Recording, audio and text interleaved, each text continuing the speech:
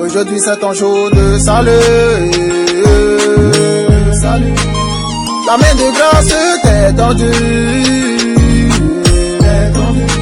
Je vous salue au nom puissant de Jésus-Christ. Vous entendez la voix du serviteur vous donner médaille. Je bénis Dieu qui nous a gardés, qui nous a accordé la vie et qui nous fait grâce de vivre dans sa présence et nous permet de garder toujours la foi en sa parole et de continuer sur notre chemin de salut. Amen. Le thème de mon message, c'est comment traiter efficacement les problèmes familiaux sur le long terme. Je répète, comment traiter efficacement les problèmes familiaux sur le long terme. Amen.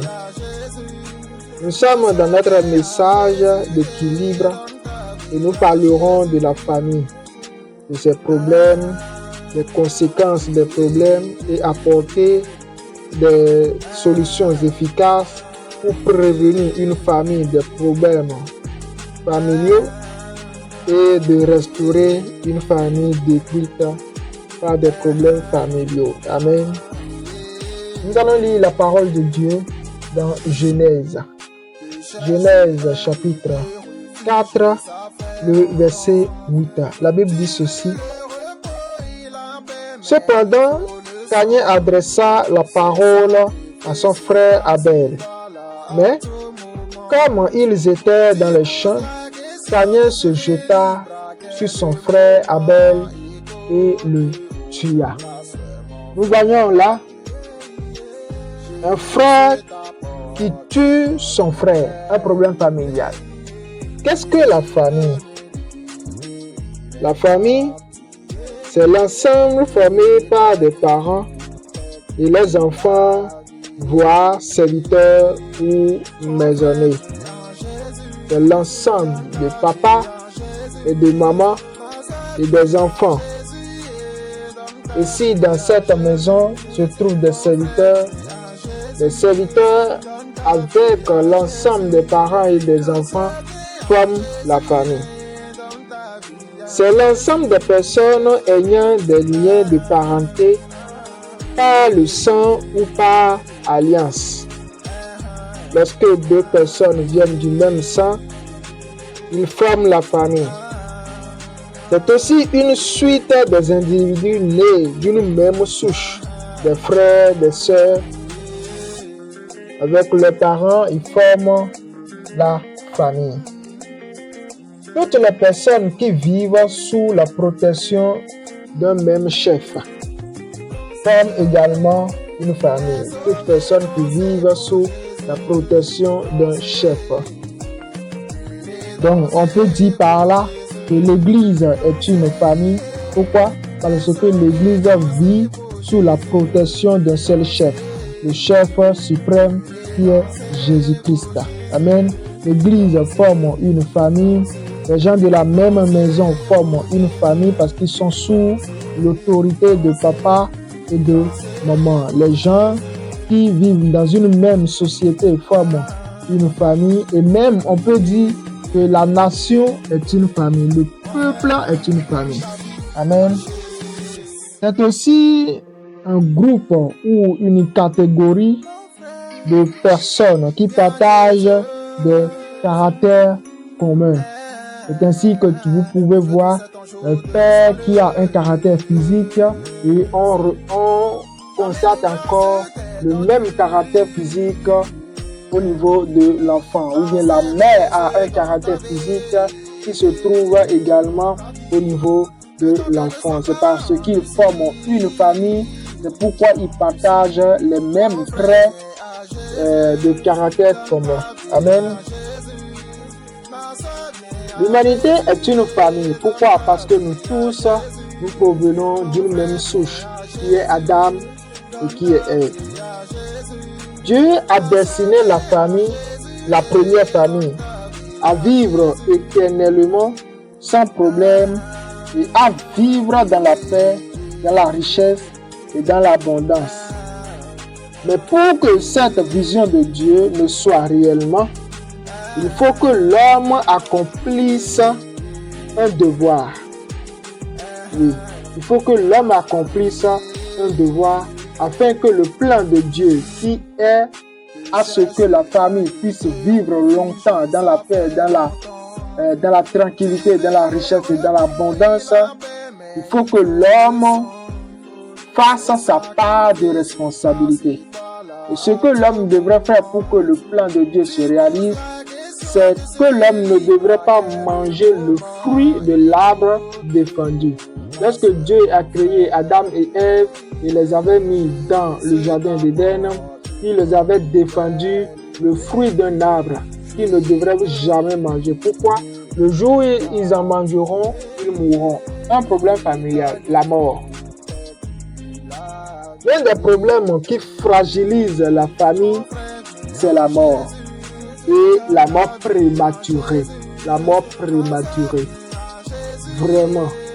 C'est un problème familial qui fragilise, voire même anéantisse la force d'une famille. La force d'une famille. Imaginez, papa est là, maman est là. Les enfants sont là, ils ne sont pas encore grands. Ce sont de petits enfants de 10 ans, de 8 ans, de 6 ans, de 5 ans, de 2 ans. Et subitement, papa est parti. La personne qui les couvre est partie. Papa est mort. Comment cette famille va vivre? Comment va-t-elle continuer? C'est une souffrance, c'est une peine. La mort fragilise la force d'une famille. Maman qui est découragée, les enfants qui se lamentent, qui se plaignent, ils n'auront plus de la nourriture comme il le faut. Ils auront des charges à supporter, alors que c'était papa qui faisait toutes ces choses. Mais comme papa est mort, la famille n'a plus de force. Ils n'ont plus la force de répondre à des besoins vitaux. La mort fragilise la force d'une famille. Et qu'est-ce qui entraîne la mort? C'est la désobéissance. Qu'est-ce qui a entraîné la mort dans la première famille qu'a formé Adam et Ève? Ils étaient destinés à vivre longtemps, à vivre éternellement, sans jamais mourir. Qu'est-ce qui a entraîné à ce que le plan de Dieu, qui est la vie éternelle, qui leur a été accordée, pourquoi la vie éternelle qui leur était accordée a été coupée et la mort est entrée? C'est parce qu'ils ont désobéi. Nous lisons la parole de Dieu dans Genèse chapitre 2, le verset 15, le verset 16. La Bible dit ceci: L'Éternel Dieu donna cet ordre à l'homme: tu pourras manger tous les arbres du jardin. Tu pourras manger de tous les arbres du jardin. Mais tu ne mangeras pas de l'arbre de la connaissance du bien et du mal. Car le jour où tu en mangeras, tu mourras. La désobéissance entraîne la mort, soit physique, soit spirituelle. Le péché entraîne la mort physique et aussi la mort spirituelle. Dieu parla à Adam et lui dit qu'il créerait un problème familial et qui engendrait une multitude de problèmes familiaux si jamais Adam touchait à l'arbre, au fruit de l'arbre défendu. Dis à Adam, tu mourras, c'est dire tu laisseras des orphelins. Une veuve, tu laisseras des amertumes derrière toi. Adam, le jour où tu mangeras l'arbre interdit, tu laisseras derrière toi de la tristesse, de l'angoisse, des pleurs au sein de la famille que tu laisseras. Tu laisseras la famille. Tu vas créer un problème familial. Si tu meurs, des problèmes familiaux vont naître. C'est ça. La mort est l'un des problèmes familiaux les plus dangereux. Tu laisseras les animaux sans leader. Ton jardin sera vide. Tes activités s'arrêteront. Ce sont des problèmes familiaux criards. Aujourd'hui, nous allons seulement introduire et parler d'une solution, un problème familial qui est la mort, et parler de la solution que nous apportons par l'aide du Saint-Esprit à cela. Et après, nous allons continuer et aller en profondeur. Amen. Que Dieu nous bénisse pendant que nous continuons dans ce message. La mort. Et la mort prématurée. Il est vrai que l'humanité a déjà consommé la mort. Et il est certain qu'un jour, nous tous nous mourrions. Que ce soit papa, il mourra un jour. Que ce soit maman, elle mourra un jour. Un enfant pourra mourir un jour. Nous tous, nous sommes destinés à la mort. Mais Dieu a prévu pour chacun de nous une longue vie. Une longue vie. Que nous vivions assez longtemps avant de pouvoir mourir. Que nous vivions longtemps avant de quitter nos proches, avant de quitter la famille. Et Dieu a fixé le sommet qui est à 120 ans. Et Dieu a donné à certaines personnes la grâce d'aller au-delà de 120 ans.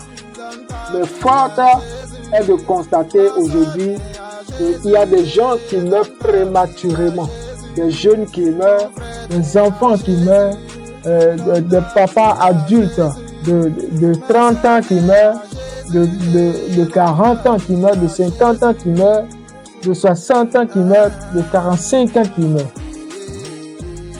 Ce sont des morts prématurées qui ne sont pas de la volonté de Dieu. Si un jour nous allons mourir et que nous le savons, il y a des choses que nous pouvons faire pour pouvoir vivre un peu plus longtemps. Et si nous allons mourir au temps de Dieu. Mais il ne faudrait pas que nous mourions faute de mauvaise conduite, faute de la désobéissance, de la désobéissance envers Dieu. Amen. Nous allons parler d'une solution. La solution pour régler les problèmes familiaux, parlant de la mort prématurée, c'est l'obéissance à Dieu. Amen. C'est l'obéissance à Dieu. Obéir à Dieu dans ce qu'il a interdit de façon générale, c'est-à-dire le péché que Dieu a interdit à tout le monde. Tu ne volera pas, tu ne chercheras pas la femme d'autrui, tu ne commettras pas d'adultère. Pourquoi nous devons obéir à ces lois? C'est parce que d'abord, ça nous préserve de la mort prématurée. Tu es un jeune de 20 ans, il est écrit, tu ne voleras pas. Tu ne vas pas voler. Tu es parti voler, les gens t'ont attrapé. Et puis, ils t'ont incendié et tu es mort. Alors tu as un espoir pour ta famille. Tu seras peut-être le leader de la famille demain. Mais comme tu n'as pas su obéir à Dieu, tu es mort avant ton temps. Tu es mort prématurément. Tu es mort avant le temps que Dieu avait prévu pour toi. Tu commets l'adultère et tu attrapes le sida. Et tu meurs avant le temps de Dieu. Ce n'est pas la volonté de Dieu. C'est toi qui as désobéi à Dieu. Et puis la mort prématurée t'a eu. Tu dois adorer le Seigneur ton Dieu. Mais toi, tu préfères les fétiches. Tu préfères les fétiches, tu adores les festiches. Et puis, mystiquement, les gens t'ont tué. Si tu avais obéi à la parole de Dieu, tu allais vivre et Dieu allait te protéger. Pourquoi? Parce qu'il est écrit que l'ange de l'Éternel campe autour de ceux qui craignent l'Éternel afin de les sauver du malheur. afin de régler un problème, le problème familial, qui est la mort prématurée, j'exhorte à chacun de nous de revenir à l'obéissance à Dieu. Nous devons obéir à Dieu. Obéir à Dieu. Je donne encore un autre exemple. Dieu interdit. Dieu dit, ne prenez pas l'alcool. L'alcool, ça vous tue. L'alcool, c'est un poison. L'alcool, c'est un poison qui te tue à petit feu. Mais tu t'adonnes à l'alcool. Tu prends l'alcool et ça te tue. Ça te tue. Tu as 30 ans, l'alcool t'a déjà affaibli. Tu as 35 ans, 40 ans, l'alcool t'a déjà affaibli. Et à 40 ans, tu meurs à cause de l'alcool. Tu vas laisser une famille triste.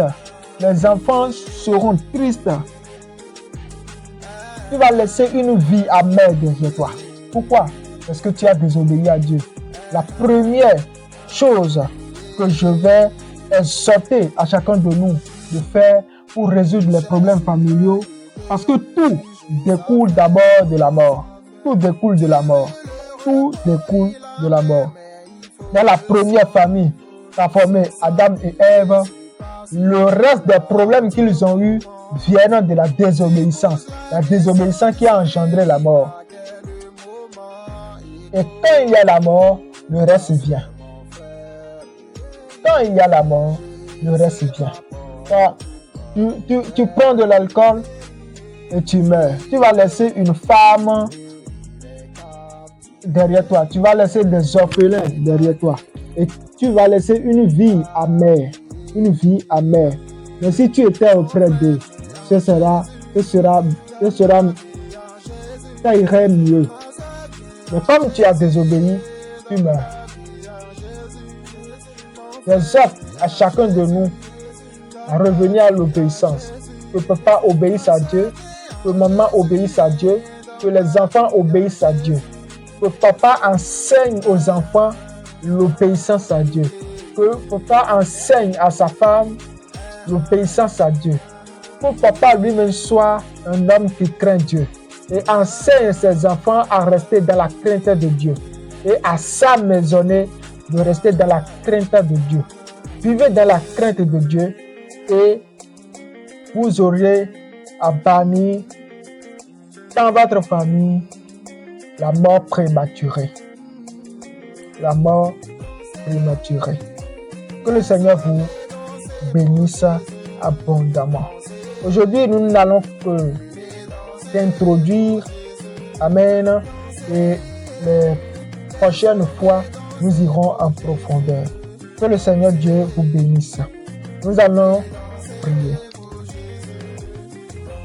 Seigneur Dieu Tout-Puissant, nous te disons merci. Merci pour ta grâce. Merci pour ton assistance. Je prie que tu puisses, que ta crainte puisse entrer dans les cœurs. Que nous soyons des gens qui craignent Dieu. Que nous soyons des gens qui t'obéissent. Que nous ne soyons pas des désobéissants, mais des obéissants. Des gens qui craignent Dieu. Des gens qui ont la crainte de Dieu. Afin que ta protection soit sur nous. Épargne-nous de la mort prématurée. Au nom puissant de Jésus-Christ. Au nom de Jésus, j'ai ainsi prié. Amen. Comme vous le savez, le ministère de la Révélation n'a pas encore un lieu où il fait des cultes présentiels. Et nous sommes en train de chercher un lieu à Bomekalavi pour commencer à faire des cultes présentiels. Si peut-être vous avez un endroit ou bien vous pouvez nous aider dans ce sens, contactez le numéro qui est affiché sur l'écran, le 62 61 84 114. Nous allons vous rencontrer, discuter avec vous et nous allons travailler avec vous. Amen. Si vous voulez semer dans le ministère, contactez toujours le même numéro 62 61 84 114. Nous vous rappelons que le ministère de la Révélation organisera une croisade d'évangélisation du 24 au 30 décembre 2025 à Abomey-Calavi. Pour toute information supplémentaire, veuillez contacter le numéro pour en être informé. Que le Seigneur Dieu vous bénisse au nom puissant de Jésus-Christ. Amen. Mon frère, viens à Jésus, donne ta vie à Jésus. Ma soeur, viens à Jésus et donne ta vie à Jésus. Mon frère, viens à Jésus, donne ta vie à Jésus. Ma soeur, viens à Jésus et